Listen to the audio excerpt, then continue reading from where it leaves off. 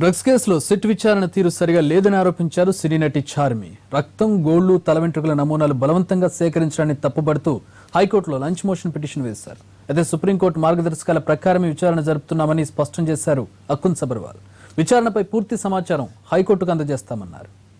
High court ఏం అడుగుతుందంటే, చార్మి, నేను 26వ తారీఖున నేను హాజరు కావడానికి రెడీగా ఉన్నాను. కాకపోతే ఏంటంటే నాకు కొన్ని కాన్స్టిట్యూషనల్ సేఫ్ గార్డ్స్ ఉన్నాయి. అంటే ఏదైతే ఇన్వెస్టిగేషన్ ఏజెన్సీ ఉందో, ముఖ్యంగా ఉమెన్ అనేటువంటిది హైకోర్టుకు ముందు పోలీస్ స్టేషన్కి పిలవద్దు, ఉమెన్ ఎక్కడుంటే అక్కడ ఎగ్జామిన్ చేయాలి.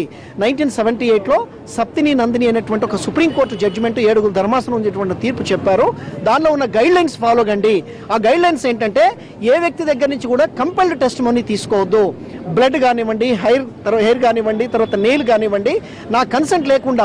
కొంత మీడియాలో నేను చూస్తున్నాను, కొంతమందికి ఫిలిం పర్సనాలిటీస్ని పిలిచి బలవంతంగా తీసుకున్నట్లుగా మీడియా రిపోర్ట్ చేస్తుంది. కొన్ని చోట్ల వాళ్ళని భయానా నయానా అన్నట్టుగా ఉంది. కాబట్టి నేను ఒక అన్మ్యారీడ్ ఉమెన్ని, నాకు రెప్యుటేషన్ ఉంది. రేపు నాకు ఏదైనా జరిగితే రేపు నా లైఫ్ స్పాయిల్ అవుతుంది, ఫ్యూచర్ స్పాయిల్ అవుతుంది.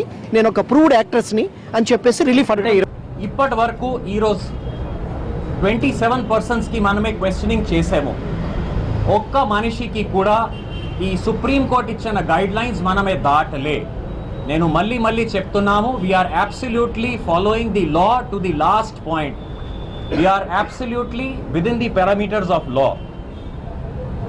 ఈ ఇద్దరు లేడీస్కి వాళ్ళ నోటీసెస్లోనే రాయడం జరిగింది, మీరు ఎక్కడైనా కావాలంటే అక్కడే క్వశ్చనింగ్ చేస్తాము. దాంట్లో ఒక ఆమె ఎస్ఐటి ఆఫీస్ వస్తుంది, వాళ్ళ ఫాదర్ చెప్పారు కాబట్టి దాని గురించి ఎక్కువ నేను చెప్పము.